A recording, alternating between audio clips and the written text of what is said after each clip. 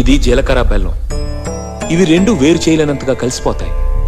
పెళ్లి తర్వాత భార్యాభర్తలు కూడా జీవితాంతం అలా కలిసి ఉండాలని ఇవి తలపై పెట్టిస్తాయి.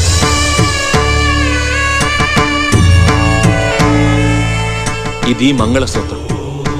మంగళం అంటే పవిత్రత, సూత్రం అంటే తాడు.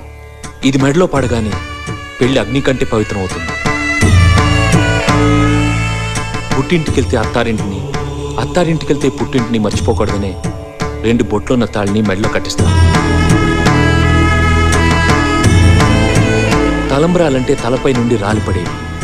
ఆ ఇంట్లో సిరి సంపదలు కూడా అలా వచ్చి పడాలనే తలంబ్రాలు పోయిస్తాం. 7 అడుగుల్లో ప్రతి అడుగుకి ఒక అర్థం ఉంది. ఒకరి వెంట ఒకరు 7 అడుగులు నడిచి 6వ ప్రాణంగా 5వ తనాన్ని మూటగట్టుకొని 4 దిక్కుల సాక్షిగా 3 ముళ్ల బంధంతో 2 జీవితాలు ఒకటయ్యేదే పెళ్ళంటే.